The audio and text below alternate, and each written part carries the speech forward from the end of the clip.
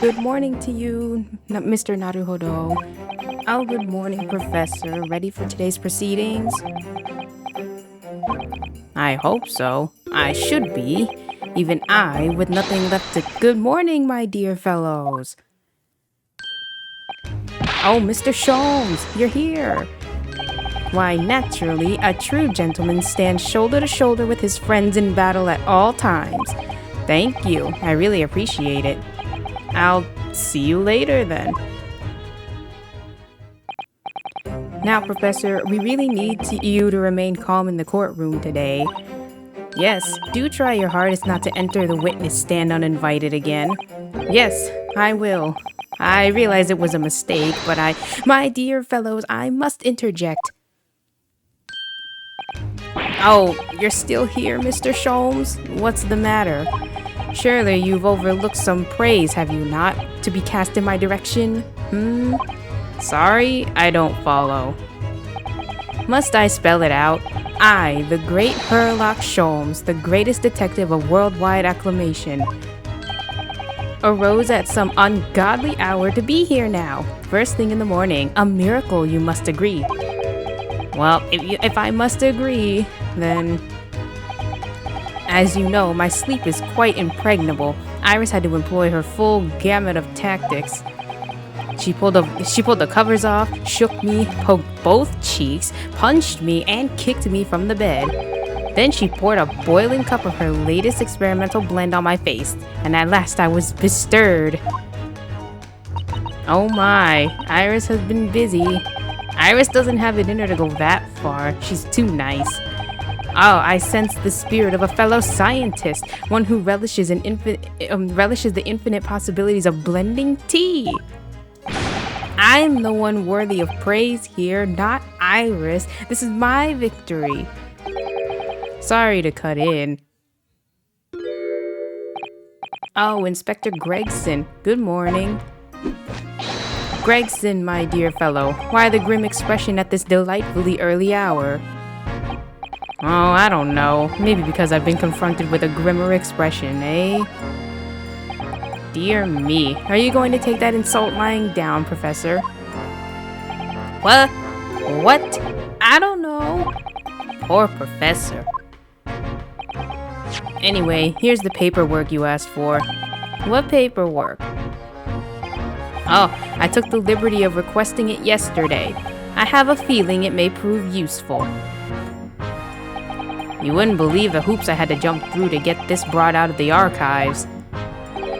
It's the professor's autopsy report.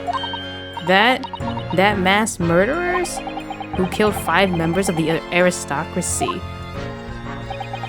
He was found guilty in a closed trial 10 years ago now. It was all done under wraps, and he was quickly executed soon after the trial.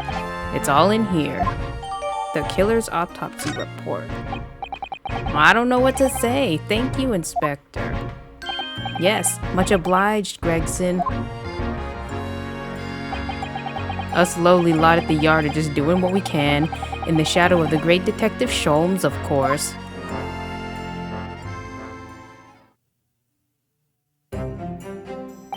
Well then, Professor Harebrain, this is it. Today we're going to lay all this to rest at last. I wish you the best of luck, Professor. I suppose. He'll be in there today, will he? Drebber? Yep, we expect the prosecution to summon him as a witness. I'm still amazed that you managed to find him in just one day. I really owe you both so much. Counsel and the defendant, the trial is about to resume. Kindly make your way into the courtroom at once.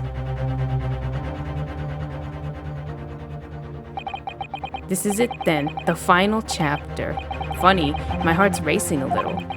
I've not felt this before, actually. This strange foreboding. How do they know? How does he know it's like the final trial? Like maybe, like I can understand from a game perspective where it's like, oh yeah, you found the supposed guy, and you got like evidence and stuff.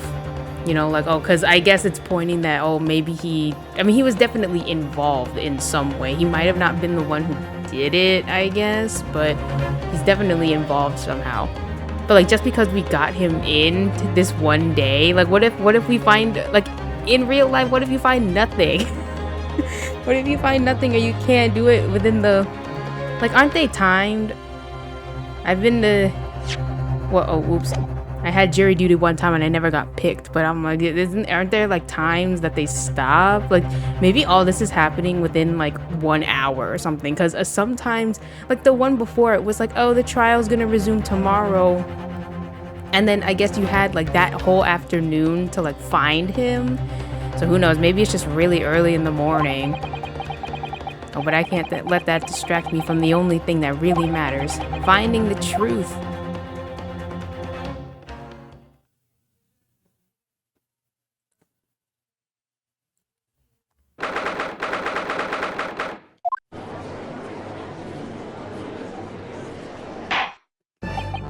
In the name of Her Majesty the Queen, I hereby declare this court to be in session. Again. We resume the public hearing of Albert Harebrain, here present, who stands accused of murder. Are the counsels for the prosecution and defense ready to proceed?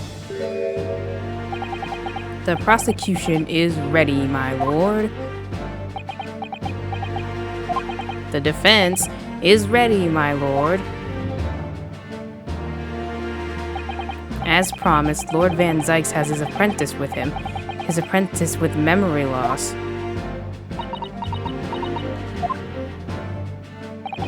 If I may, Lord Van Zykes. Yes, my lord? There appears to be someone standing at your side.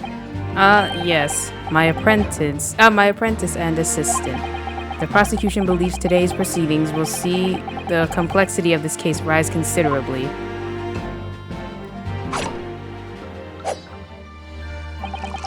I therefore instructed my assistant to attend to ensure the smooth running of the trial.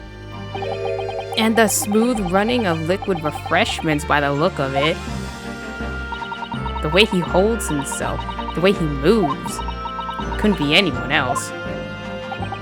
But he's still suffering from amnesia, so there's really nothing we can do at the moment. I know, but oh, this is so very hard. It would appear the prosecution has done a fine job in responding to the demands of the court made yesterday. I understand you have successfully secured the engineer who disappeared from the scene on the day in question. Yes, my lord. I intend to call him as a witness shortly. Very good, very good. Now then, ladies and gentlemen of the jury, who have been chosen at random to represent the will of the people in this courtroom today, are you ready and willing to proceed? Of course, my lord. I'm sure we all understand the importance of doing our civic duty.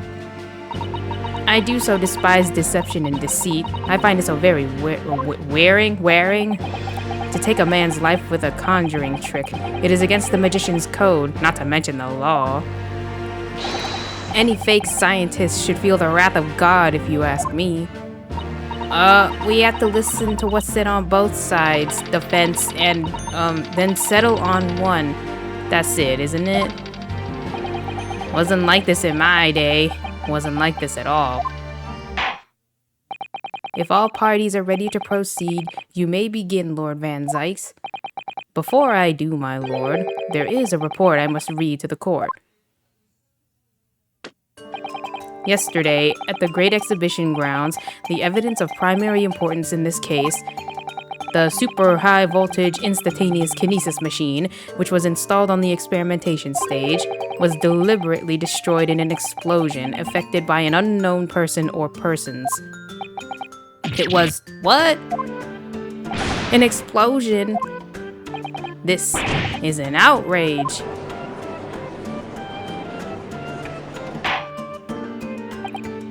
Yeah, I heard this grave news yesterday. Scotland Yard submitted a report to my office in the evening.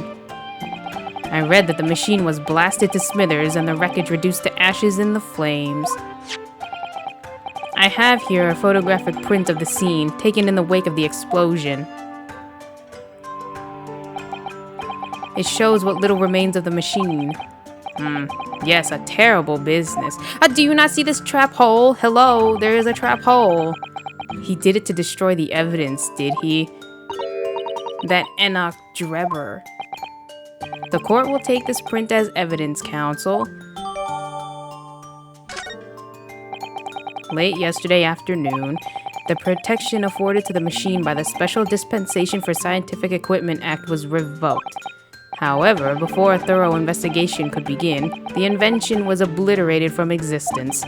As such, this will become a very different trial.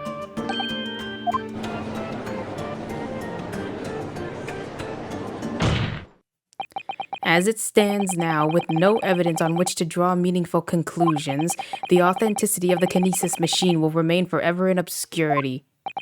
Indeed, a most unfortunate state of affairs. However, one thing remains clear.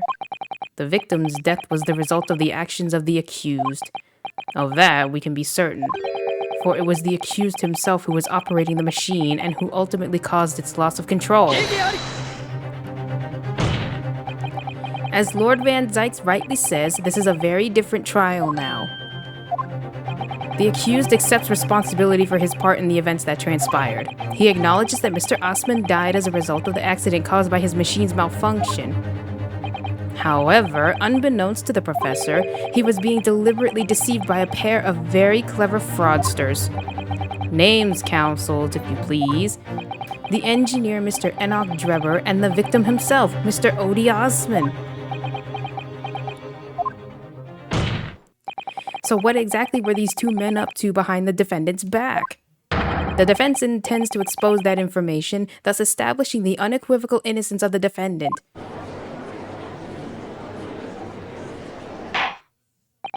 Thank you, counsels. The positions of the prosecution and defense have been clearly stated. Lord Van Zykes, summon your first witness, please. At once, my lord. The prosecution calls the engineer, Mr. Enoch Drebber, to the stand.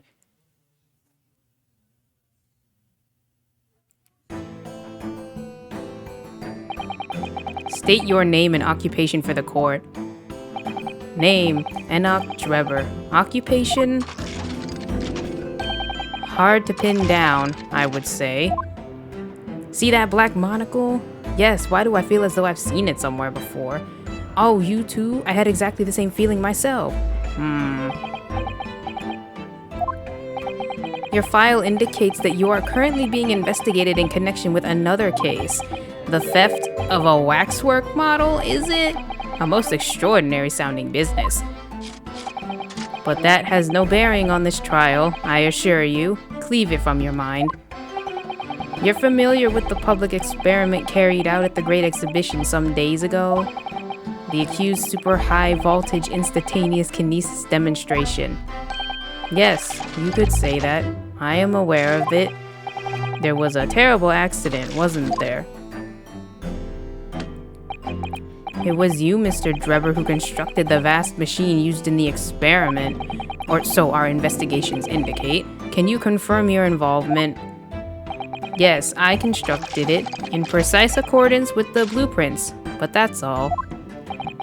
Then the court would be very interested to hear your thoughts about the machine, I'm sure.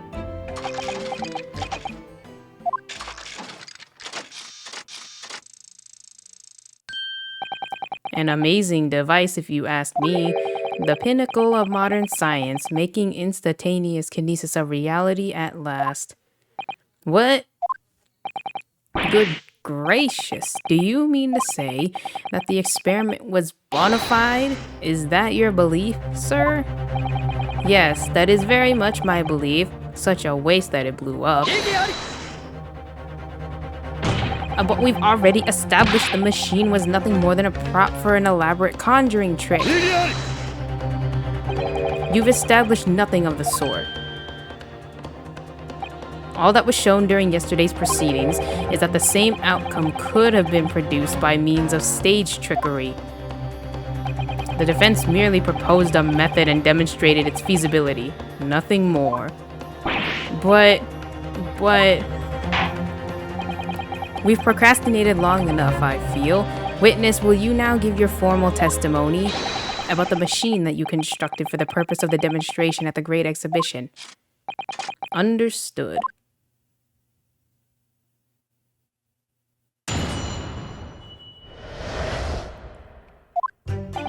I met the young professor approximately 1 year ago through Mr. Osman's introduction. He provided me with the blueprints and I constructed the machine to his precise specifications. It was no trick. If the whole show was a fraud, it would have required a body double. Tell me, did the victim have a twin? All the spectators saw the birdcage appear above their heads and then crashed headfirst into the crystal tower. A terrible accident, I grant you. Perhaps the science on which the machine was built was flawed somehow? A body double? That goes without saying, surely. To give the impression that something has moved when in reality it hasn't. It's a basic conjuring principle. The deception cannot be achieved without substituting the original with a fake at some point in the performance. But would I be right in saying you haven't managed to establish anything along those lines? Oh! Incidentally, the prosecution has already confirmed that Mr. Osman had no twin siblings.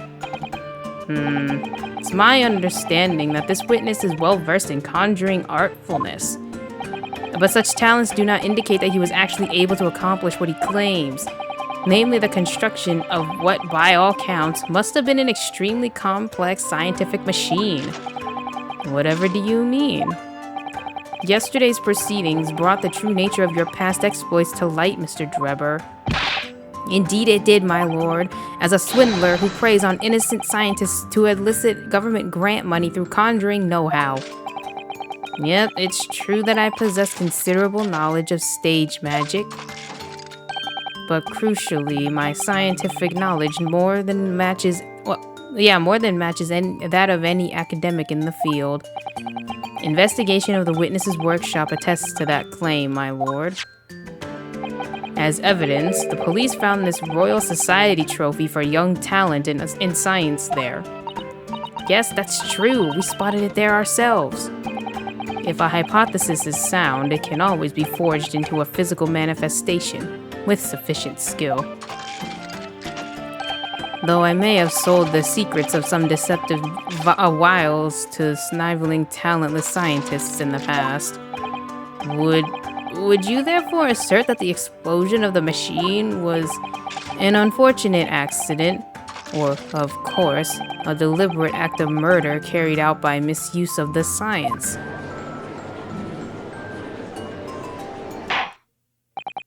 Counsel for the defense, your cross-examination, please.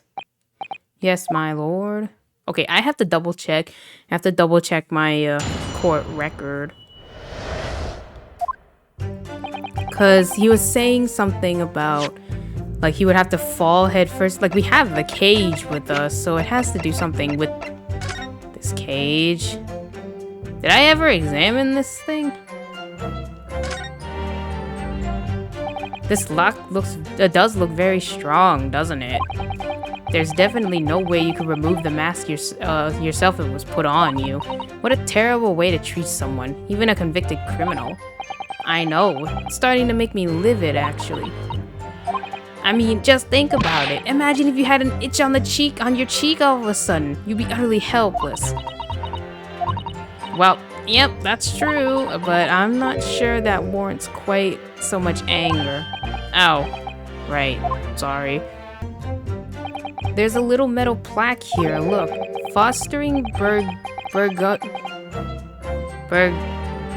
Oh no, it's one of these. I think it's a French word. Burgoning? Damn. I don't know words. What is English? Talent for the future of scientific discovery. It seems rather ironic, doesn't it?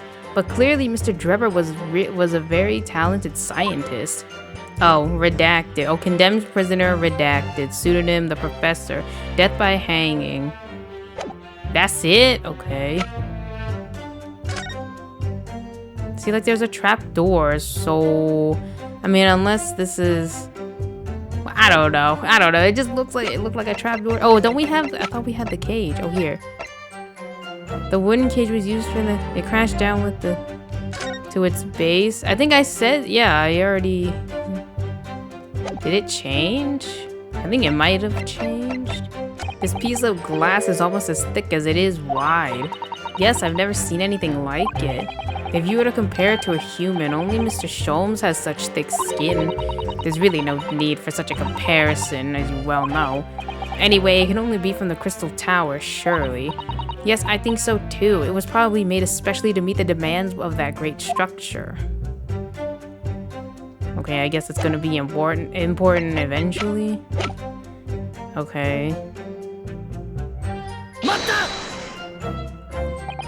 So you were already acquainted with Mr. Osman himself? Not really. By chance, I'd seen his name mentioned in the papers, that's all. But I had no interest in his private affairs. If he was an unscrupulous investor, it was no concern of mine. As long as people pay their bills, I take up my tools and construct what they ask for. So why did Mr. Osman approach you in particular then? Who can say? I presume because my name is associated with excellence in engineering. Not to mention excellence in fraud. Hard to gauge, but the point is, all I did was construct the machine according to the blueprints I was given. In other words, the kinesis machine was built on solid scientific principles. Yes, you might say that. Professor Harebrain certainly has a mind like no other.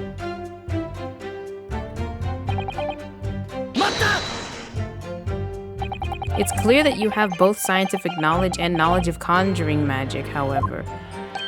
The more knowledge you have, the better equipped you are to handle whatever comes along, but your implication is that I furnished the machine with some trickery, I think. It's a possibility that we have to explore.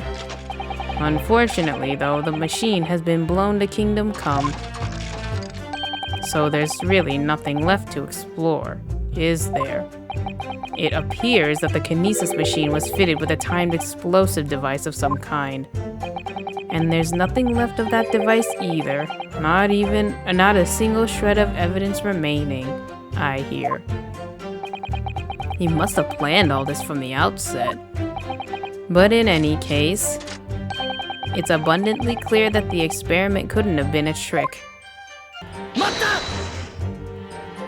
Of course, that's it. Mr. Osman has a twin. Perhaps my learned friend wasn't listening earlier. Mr. Osman had no twin siblings.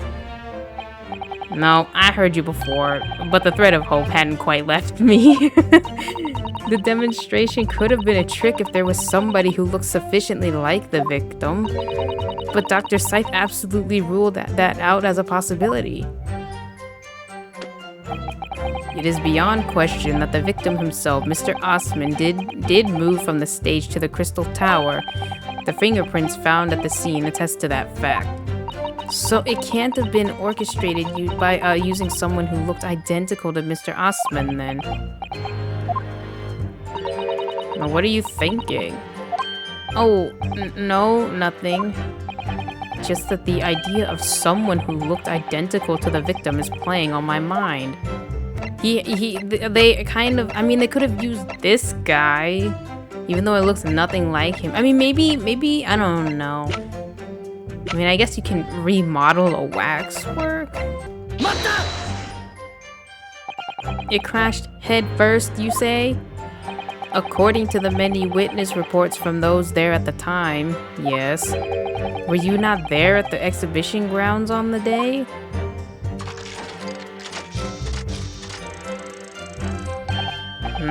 Unlikely. I rarely leave my workshop. Yet another of your unique inventions was found at the scene. Well, it was the unveiling of a machine I'd labored over for many months. I saw it clearly with my own eyes, the birdcage plummeting headfirst into the tower. What a surprise. I believe the victim's neck was broken from the headlong fall, wasn't it? How would you have come by that information? Even an infernal recluse like me reads the newspapers, you know. According to the reports, 2 injuries were apparent on the victim's body. Yeah, he'd been stabbed in the chest by a screwdriver believed to belong to the defendant, and he had broken vertebrae as a result of a fall from a considerable height. Correct. My learned friend has been doing his research, it seems. Do we know which injury was the fatal one? Sadly not. Forensic science is not yet at a level where such things can be determined. What we do know is that the victim died having sustained both injuries at some point during the experiment. And since he was found in the birdcage with his neck broken, it's obvious that he fell from a considerable height. I suppose it's hard to deny.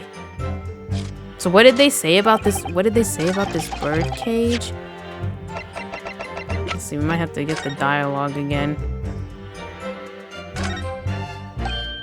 Oh, look here.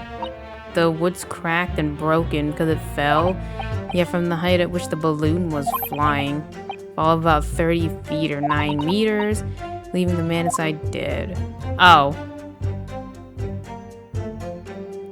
Wait, yeah, it is confusing because now it's like he would have, if head first would have been like this, but the bottom is broken. Hello, the bottom of this bird cage is broken. We've examined the bird cage that crashed into the crystal tower ourselves. As you can see, the cage, which is wooden construction, has sustained damage in one particular spot. Following the explosion, it fell some 30 feet into the glass of the crystal tower. That level of damage is to be expected, surely. I agree. The damage itself is entirely understandable. What doesn't make sense is the location of that damage. All the breakage is in the wood are at the base of the birdcage, not the top. What are you saying? That's the opposite of where they should be. That's right, my lord. The birdcage was at the scene. That was at the scene is damaged at its base. So we have reports of the birdcage falling headlong into the crystal tower, yet the damage is at the bottom. The only way to reconcile these two facts is to accept that there were two bird cages in play that day, which were at some point switched during what wasn't a scientific experiment at all, but an elaborate piece of stage trickery.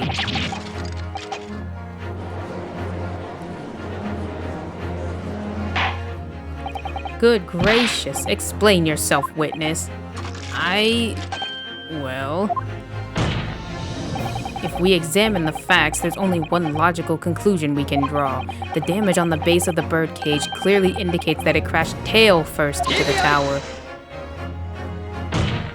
But multiple witness reports claim it fell head first.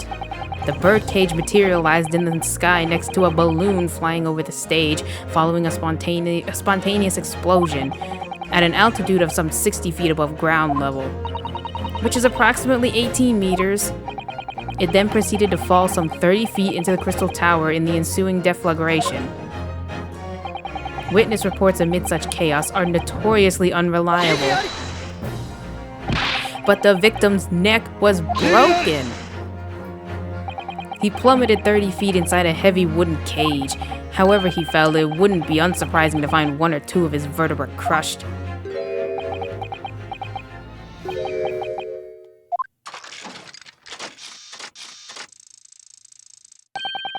A riveting scientific analysis of events from the prosecution there, though to be even more rigorous, you would have to say it was only one vertebra actually. He wasn't quiet for long. I find it hard to see what's motivating Lord Van Zeiss. This witness is clearly a swindler and one who deceived a personal friend of his. If you're going to establish this deception, do it right. Sorry? I feel like that's the undertone here. Ah, yes, there's one more point. The defense appears to have forgotten. It obviously wasn't a trick, as a certain truth very plainly demonstrates. What? It seems to me that the cross-examination had better continue until we resolve this matter. Mr. Drever, you will amend your testimony with details of this truth. Of course, we must treat the matter scientifically after all. I nearly had him there.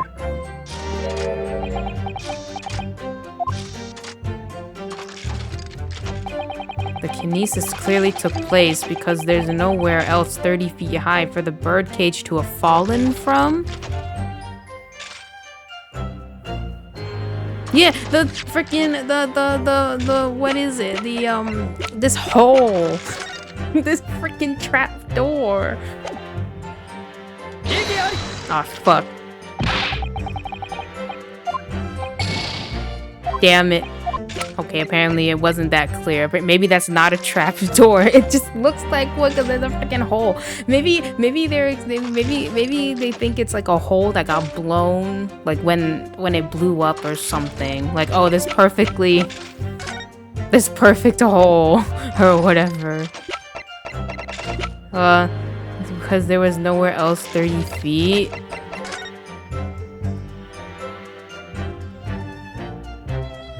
There was nowhere else 30 feet that he could have fallen from?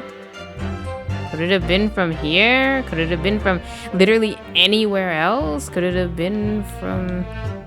Oh, maybe we're trying to say it was like the balloon, that he fell from the balloon. Wait, wasn't that what we said before? Like what, he ended up in the air. Nowhere else 30 feet? We want to say that he fell from a balloon, right? This is a diagram of the experimentation stage and its surroundings.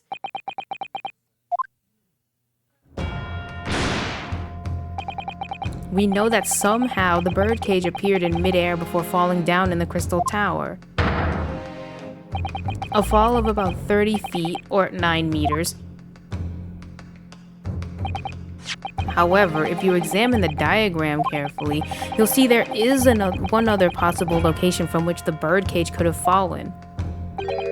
The same distance of 30 feet. No.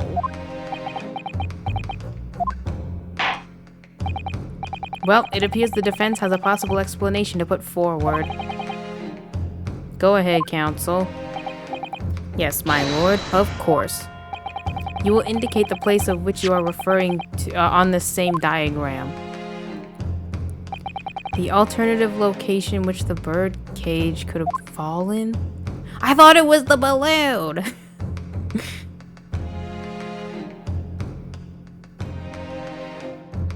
But is the stage, the stage is also high up. Maybe I got it confused where it was like, okay, see, look, I think because he could have fallen from the little trap hole, and maybe that trap hole was also somehow 30 feet below. Here. If it had fallen from here, the birdcage would have plummeted the same 30 feet. God damn it. Oh, maybe it's up here, right? He started from here, so... Is it here? The place I'm referring to is here. But that's where the birdcage would have been to begin with. Okay, see, I got it confused. I thought the whole thing... I forgot the birdcage was like a little like tiny thingy in the thing that we just saw. So I was like, oh, because like I imagine he like fell from there. I thought the whole machine... Okay, whatever. No, I thought the whole machine was like... No, it makes sense now. Which is exactly my point. Yes, the birdcage was in the machine on the stage, but what we must also consider is the height of the stage itself. Go on, counsel. It turns out that the experimentation stage was built at a considerable height above ground level. If you look at the diagram, in fact, you'll see it's about the same height above the ground as the balloon was above the crash site.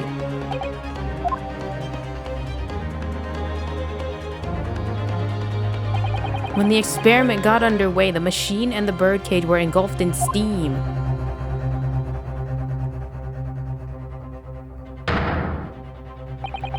At that moment, the floor of the stage gave way, and if we assume there to be a void underneath, this birdcage and the one seen by the audience would have fallen almost exactly the same distance.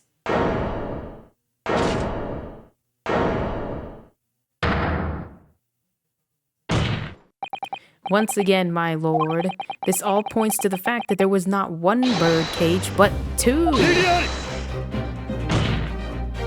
My learned friend has no evidence that the stage had such a contrivance in its design. It's in the picture! It's in the fucking picture, my guy. Someone is responsible for the criminal destruction of the kinesis machine itself, it's true.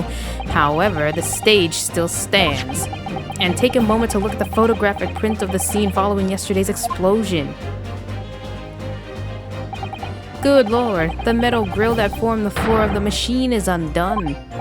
Yes, most likely blown open by the force of the explosion that destroyed the rest of the machine. The defense calls for the space below the stage to be investigated immediately.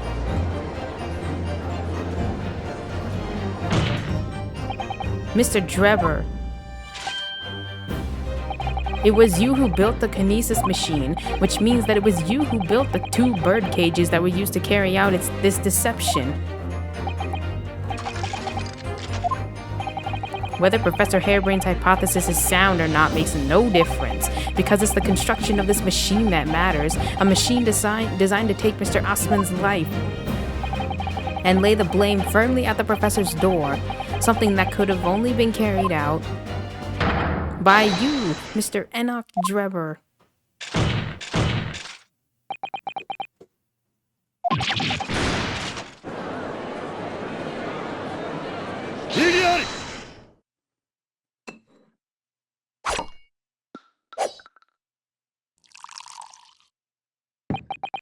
If my learned friend has reached the end of his wild assertions, the prosecution would like to crush the defense's argument slowly, but surely. What? Your argument fails to hold water. On 2 counts. 2. Firstly, before and after the experiment, this witness went nowhere near the kinesis machine. Every relevant number of staff from the exhibition has attested to that. And I believe members of Scotland Yard have also been on watch duty at every public experiment. In other words, Mr. Drebber had no opportunity to switch the alleged pair of bird cages. But I've already explained why he wouldn't have needed to. The nonsense with the crossbow, that doesn't bolster your case at all. The man who disappeared from the stage and the man who crashed into the tower are one and the same. The forensic investigation team's report is unequivocal on that point. And the second flaw in your assertion is a distinct lack of motive. Why would this man have wanted to take the victim's life? He had no reason to do so. A motive? Do I have to think of everything myself? I have here a contract provided by the witness. What contract is this, Lord Van Zykes?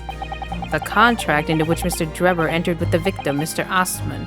It reads, Mr. Drebber is to receive 30% of all remunerations from government grants or other income. 30%? Certainly very favorable contractual conditions. But there was one very important provision bolted onto that clause. What provision? Mr. Drebber may only uphold this right on the condition that both contracting parties are alive. In other words, if either of us were to die, the contract will become null and void. So you see, I had nothing to gain from Mr. Osman's death. The diametric opposite, in fact.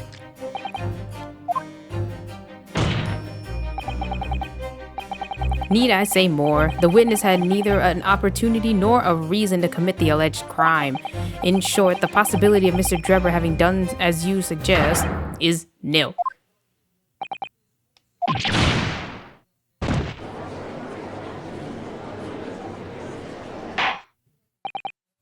It seems the defense's assertion was somewhat wide of the mark. Lord Van Zykes, you will submit the contract as evidence, please. It's true. If Drebber had no opportunity to switch the birdcage under the stage with the one in the crystal tower, he couldn't have done it. And in any case, I have no idea what his motive might have been. There is one aspect of your argument that still holds true, however. There were two bird cages. The prosecution is unable to deny that. Oh. So I'm sure you're on the right lines, and I've no doubt there are other aspects of your assertion that are undeniable truths too. Well, it would seem that the defense has no rejoinder to offer.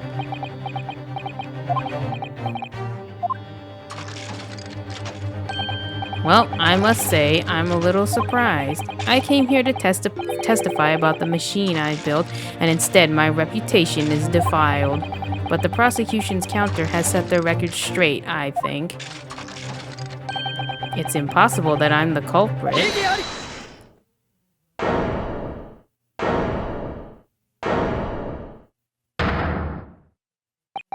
At the beginning of this trial, we believed that there was only one bird cage, yet now we know there must have been two. In other words, there was more to the demonstration than we realized at first. I think it's abundantly clear that the same applies to the culprit. Get to the point. The stage demonstration was constructed and set up in its entirety by you, Mr. Drebber. Therefore, it's inconceivable that you had no hand in the events that transpired. So, if circumstances mean it's impossible that you could have carried out the crime yourself, it points to the fact that someone else was involved. Someone else? Counsel, are you suggesting? Yes, my lord. Mr. Drebber had an accomplice. An accomplice now? Well, then I presume you're prepared for what's to come. Now that you're accusing not only this witness, but someone else of the most serious of crimes. If these accusations turn out to be false, then make no mistake. The prosecution will demand an equally serious punishment for your slander. Well, counsel, do you intend to pursue this course and formally accuse another party of involvement in this matter?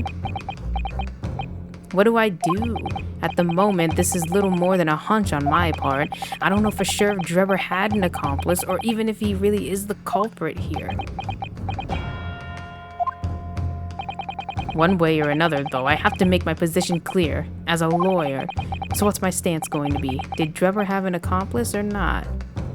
He had to have an accomplice if he wasn't there, and yet this guy still died somehow. The defense is ready to name Mr. Drebber's accomplice. Somehow the two bird cages must have been switched. Everything points to that, yet according to the coroner's report, that's not a possibility. So was it her then? Because she's the one who has the power to, like, falsify documents and stuff. But that inconsistency itself is a clue. Counsel, my lord, you have received a stark warning already. If you are nevertheless determined, then I must now ask you to identify this alleged accomplice by name. So your answer, please. Who do you claim to have been Mr. Drebber's accomplice?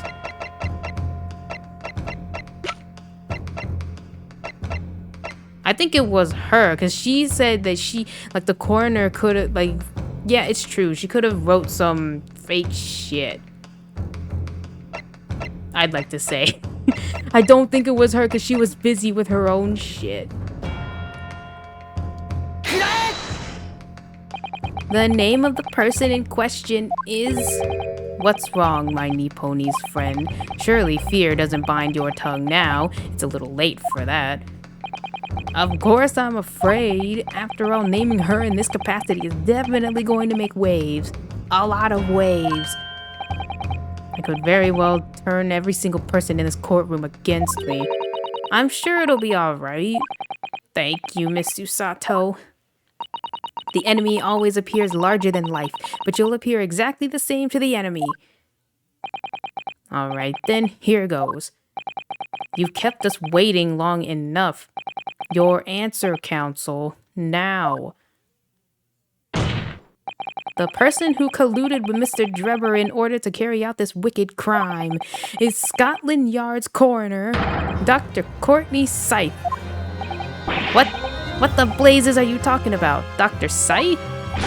The head of the forensic investigation team and the coroner who conducted the autopsy on the victim?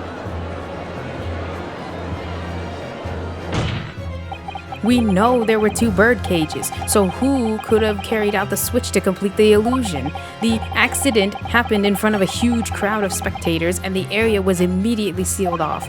Then everyone, police officers included, were banished to make way for the forensic investigation team. When else could the switch have occurred? It can only have been in that team's presence. It's essential that the court determines exactly what happened following the incident.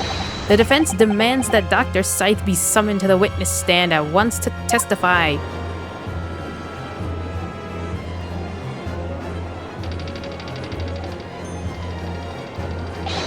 You got a nerve, lad, standing up there, dragging the yard's name through the mud. Well, I didn't mean to. I know the woman very well. There's no better dead room worker out there. How dare you call her a criminal? My learned friend's imagination appears to be wilder than the East End at night. But the recklessness of your accusation aside, there's another grave problem with your argument. One which the prosecution demands you address at once. A grave problem? Oh my word. Who do you claim acted as the victim's doppelganger? What? Certainly if the bird cage containing the body of the victim was exchanged for another, that cage must also have contained a body. And yet, no missing persons or accidental deaths of anyone even remotely resembling the victim have been reported. I mean, as true as it is, she does work in the coroner's, so she could have totally used like a cadaver that she had in the back or something. But I think there's the waxwork, because the waxwork that got stolen. I think she used that one, because it's just the head that was missing, right? Huh.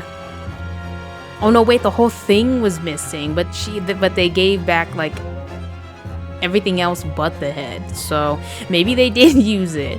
Which means there was no one, dead or alive, who could have fulfilled the role of a body double for Mr. Ostman. That's true. If my argument is that there were 2 bird cages, then there must have also been 1 person inside each. But I don't know if I've got an answer to this yet, have I?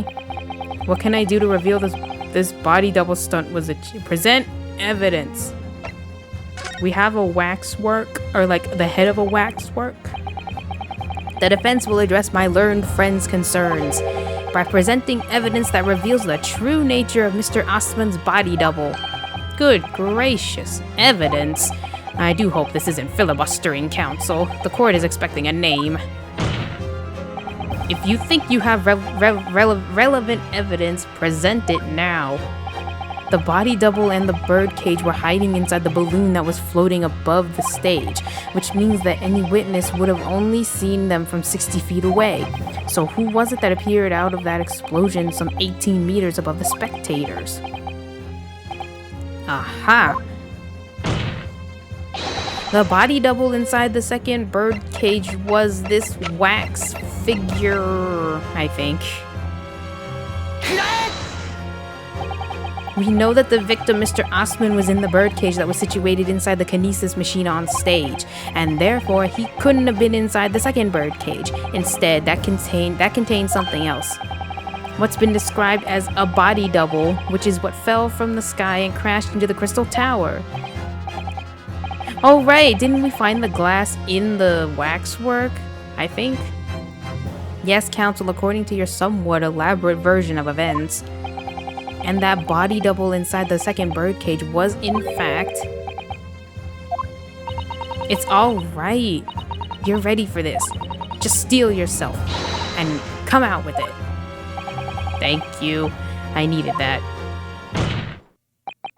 as I was saying, the body double inside the second bird cage was, as unbelievable as it may seem, that thing there.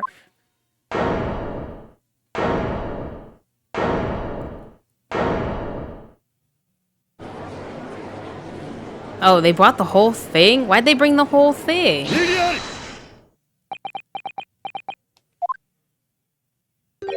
Open your eyes and look into mine, my Nipponese friend.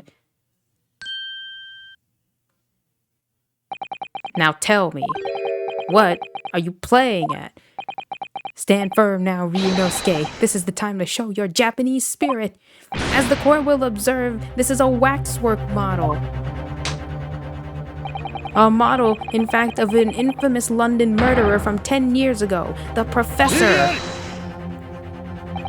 You started by indicating the leader of the forensic investigation team as an accomplice in this crime, and now you've moved on to indicting waxworks? Yes, that's about the size of it. But why?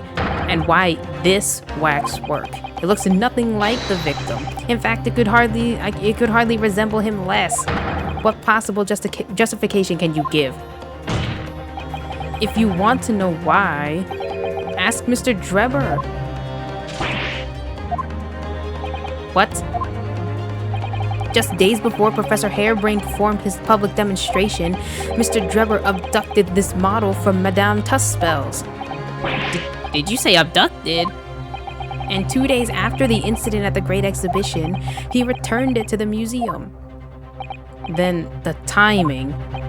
Is this true, Mr. Drebber? At first, I couldn't see why Mr. Drebber would have stolen the waxwork and then given it back again, but now the reason is clear. He took it so that he could put it inside the second bird cage as a body double for Mr. Assman.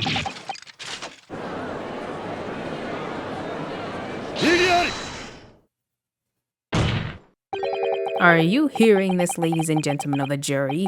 Are you hearing the defense's astonishing proposal? That the witness fabricated this vast machine with the intention of deceiving some wretched scientist. That he did so in collusion with the country's finest coroner on a public stage in front of a vast audience. And that to effect the deception, he used a waxwork model that in no way resembles the victim. Are we really to believe this far-fetched tale? What do you decide? Wait! Yes, if you put it like that, of course it sounds implausible. My lord, I need to speak if you please. Go ahead, Mr. Foreman. Myself and my colleagues have reached an agreement. Very good. In that case, ladies and gentlemen of the jury, you will state your leanings for the court to now hear. Or to hear now. Yuzai. Yuzai. Yuzai. Yuzai. Yuzai.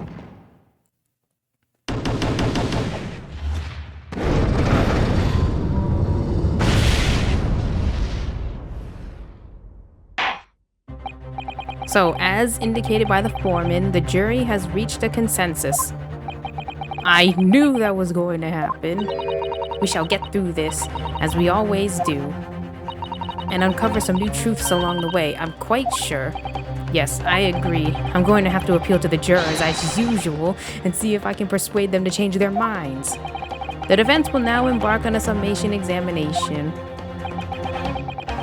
I like how we don't even have to ask anymore. They kind of just know it's always going to happen. It's like, well, time for a summation examination. Are you and your fellows ready to proceed, Mr. Foreman? We are, my lord. Very well. In that case, I ask you now to state clearly for all present to hear the grounds on which